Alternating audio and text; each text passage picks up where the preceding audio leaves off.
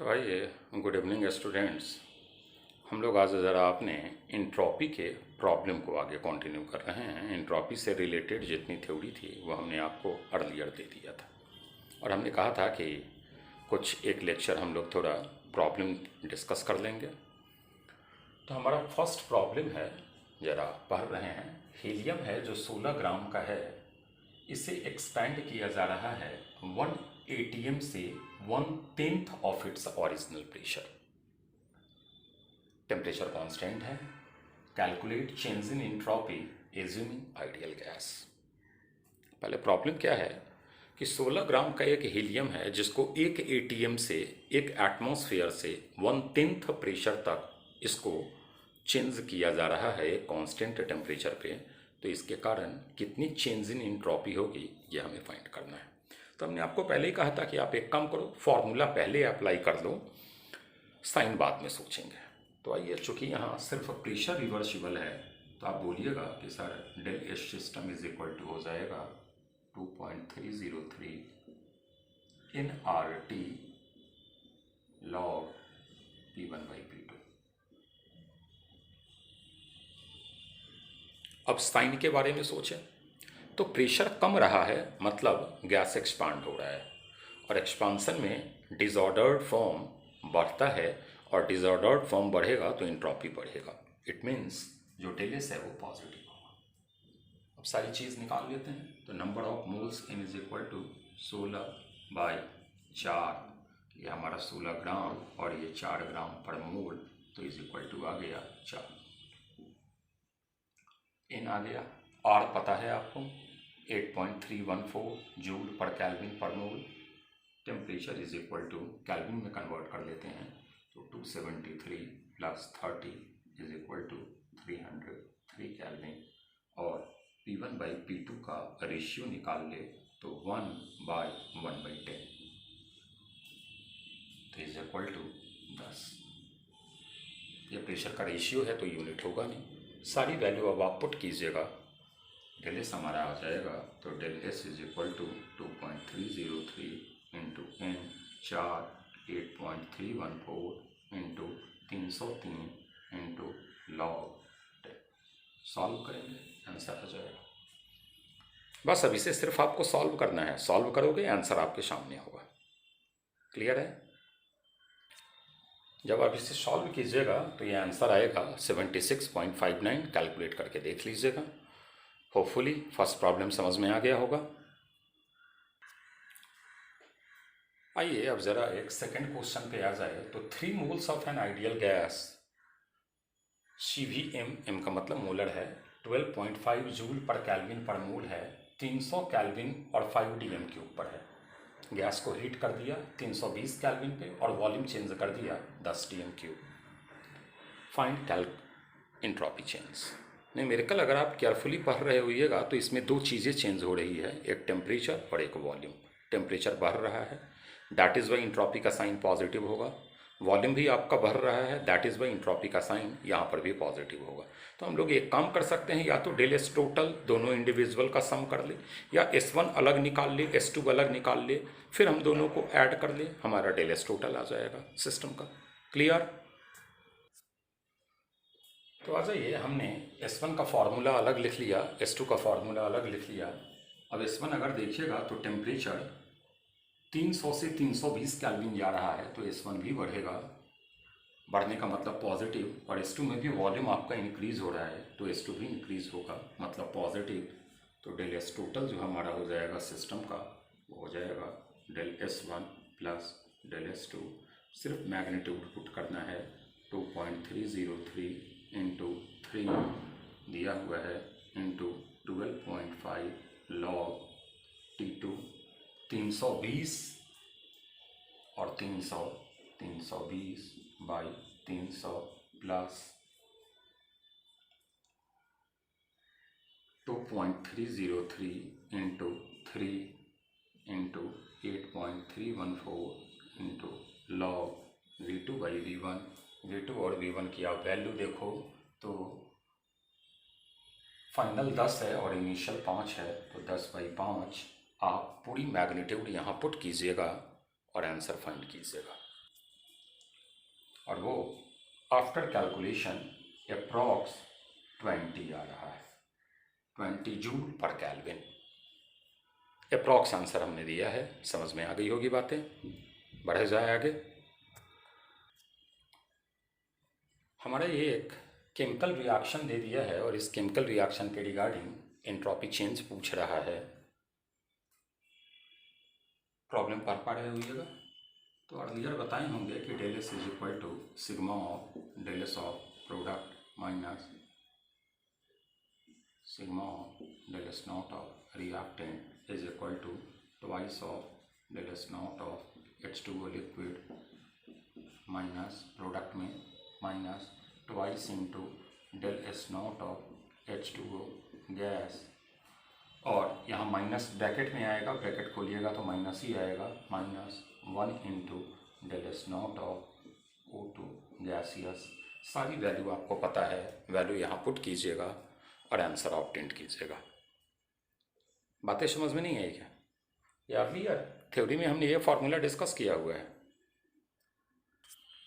अब जब आप सारी वैल्यू पुट कीजिएगा तो डेल एस नॉट, थ्योरी भी बता रहा है कि इसका डेल एस नॉट निगेटिव आएगा, क्योंकि गैसियस प्रोडक्ट, गैसियस मोल जो है वो प्रोडक्ट की साइड में कम रहा है तो एक्सपांसन तो हो नहीं रहा है।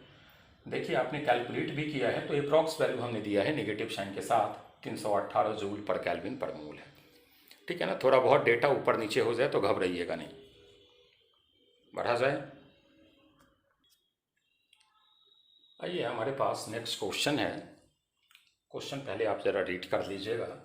For oxidation of iron equation दिया हुआ है, एंट्रोपी चेंज इज दिस, मतलब इस रिएक्शन के लिए जो एंट्रोपी चेंज हो रहा है वो -549.4 हो रहा है 298 केल्विन पे। In spite of negative entropy change why it is spontaneous.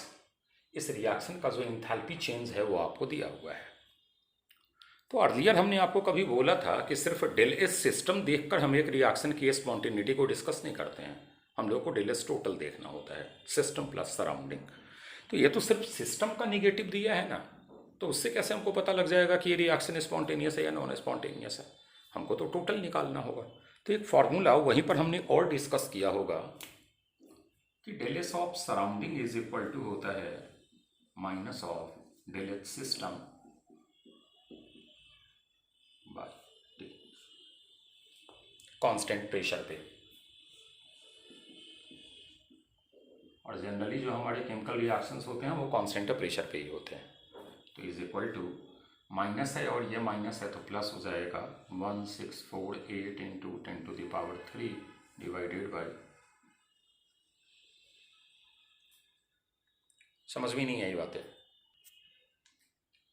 ये सॉल्व कीजिएगा तो ये 5530, ये आपका देखिए जूल पर मोल है और नीचे केल्विन लाए हो तो ये बन जाएगा जूल पर मोल पर केल्विन। अब हम लोग ज़रा डेल एस टोटल निकाल ले, जिसको डेल एस यूनिवर्स भी बोलते हैं। तो is equal to del S system plus del S surrounding. अब अगर आप देखिए तो सिस्टम है आपका, हम लोग एक काम करते हैं, इसको अप्रॉक्स -550 मान लेते हैं, -550 प्लस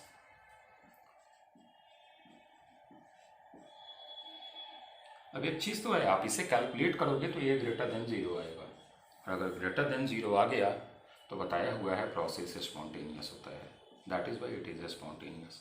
थ्योरी में ये वाली बात डिस्कस्ड है, क्लियर है बातें? अगला प्रॉब्लम है हमारा O2 गैस में ही चेंज हो रहा है, लेकिन एक स्टेट से दूसरे स्टेट पे जो ये जा रहा है उसमें मोल कांस्टेंट है, टेम्परेचर बढ़ रहा है, प्रेशर भी बढ़ रहा है। अब देखिएगा जहाँ टेम्परेचर बढ़ रहा है वहाँ तो एंट्रोपी जो आपका डेल एस आएगा वो बढ़ेगा, लेकिन जहाँ प्रेशर बढ़ रहा है वहाँ वॉल्यूम कमेगा, अगर वॉल्यूम कमेगा तो डेल एस कमेगा। मतलब इसका जो डेल एस आप निकालिएगा, मान लीजिए ये S1 है और ये S2 है, तो is equal to del S1 positive sign आएगा और plus minus of del S2। हम पहले ही बोले हैं कि आप फॉर्मूला पहले लगाओ, साइन बाद में सोचो। अब अगर डेल S1 का आप फॉर्मूला सोचिएगा तो बच्चा बोलेगा कि सर ये तो आपने बताया हुआ था इन CP ln T2/T1। यही जब आप लॉग में कन्वर्ट करोगे तो 2.303 आ जाएगा। n पता है, CP पता है, T2 पता है, T1 पता है, केल्विन में कन्वर्ट कर देना है अपना। और अगर S2 आप निकालिएगा तो ये आ जाएगा 2.303 in R ln V2/V1। सिर्फ इतना ही क्लियर करना है कि यहाँ R कैलोरी वाला यूज करना है, क्योंकि CP आप देखिए कैलोरी वाली डेटा है। अभी बातें समझ में नहीं आई। अब आप जब आप इसे सॉल्व कीजिएगा तो सॉल्व करने के बाद डेल S जो है वो -6.88 के अराउंड में आ रहा है। आप कैलकुलेट करके देखना। अब सिर्फ वैल्यू आपको पुट करना है अपना, होपफुली समझ में आ जाएगा, सॉल्व हो जाएगा। आइए, अब हमारे पास एक न्यूमेरिकल है। इसमें एक H2O सॉलिड को H2O लिक्विड पे ले जा रहा है -10 से +10 डिग्री सेंटीग्रेड में का है। टोटल इंट्रॉपी कितना चेंज होगा ये बताइए। तो हम पहले इसका एक रफ एस्टिमेशन बना लेते हैं। H2O सॉलिड, इससे जाएगा H2O सॉलिड, फिर इससे जाएगा H2O लिक्विड। यहाँ पर ये -10 डिग्री सेंटीग्रेड पर है, यहाँ पर ये आएगा 0 डिग्री सेंटीग्रेड पे, और यहाँ पे आएगा 10 डिग्री सेंटीग्रेड। ऐसे ही हो सकता था H2O वेपर में भी जाए, तो फिर आगे हमारा प्लेटफॉर्म बन जाता, जो फॉर्मेट है वो आगे कंटिन्यू होता। एक चीज़ तो पता है कि टोटल प्रोसेस में इंट्रॉपी इंक्रीज होगा।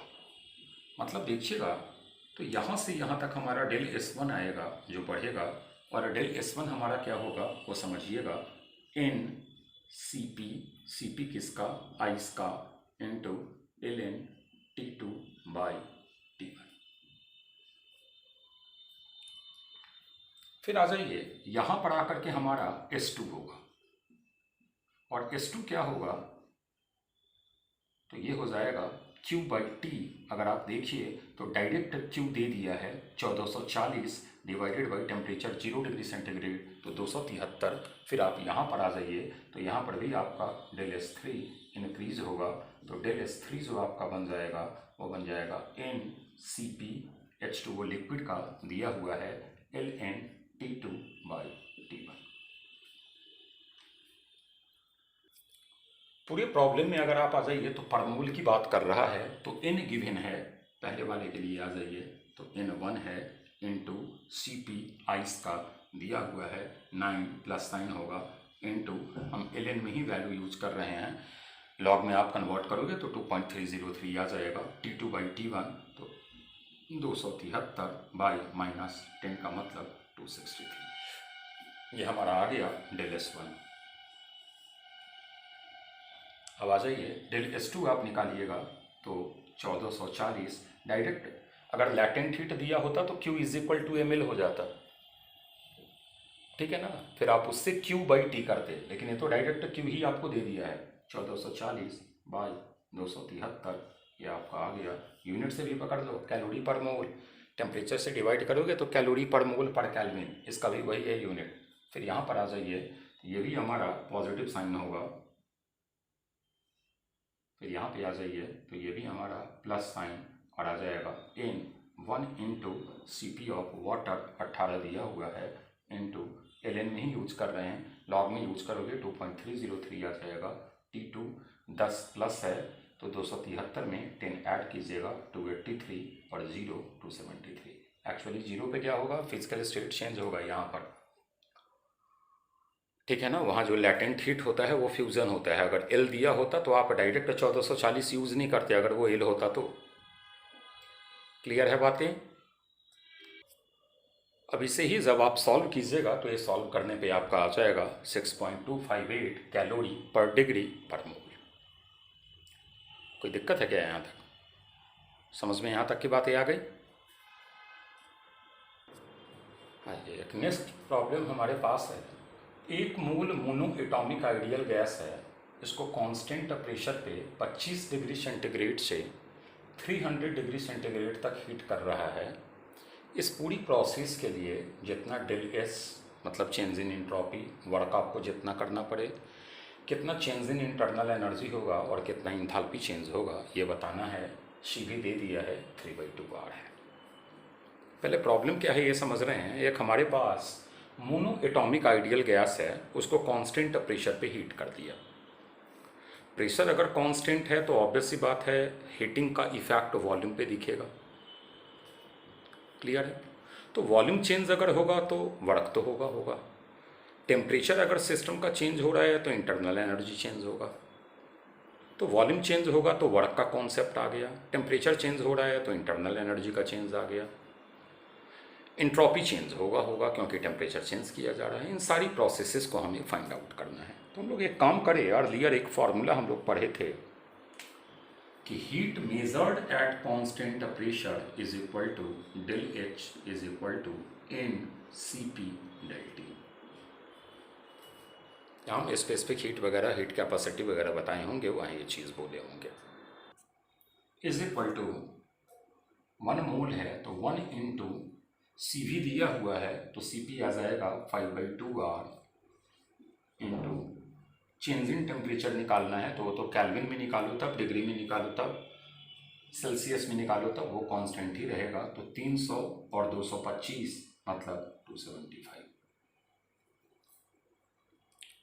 मतलब डेल एच हम लोगों का आ गया। और जो डेल एच है वही हमारा हीट है। क्लियर है? अब हम लोग ये काम करते हैं, वर्क डन निकाल लेते हैं। कोई दिक्कत है क्या?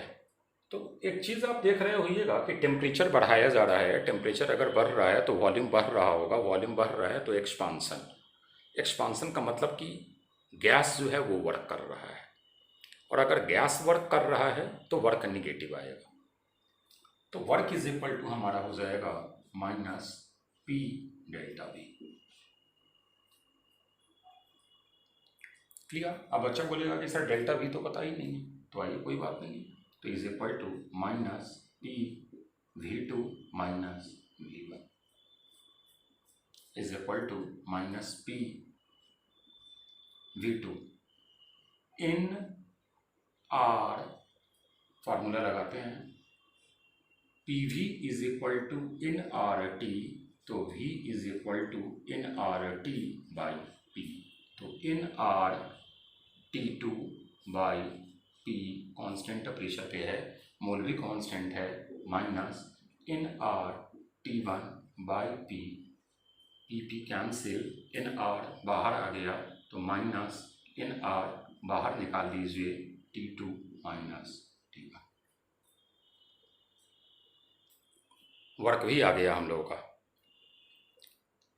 अब हम लोगों का फॉर्मूला होता था first law, del U is equal to Q minus W।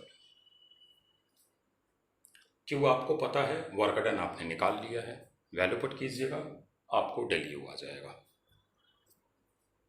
अब जब हम लोग कैलकुलेट कर रहे हैं तो डेल एच हमारा आ गया है 1375 कैलोरी, 1375 कैलोरी।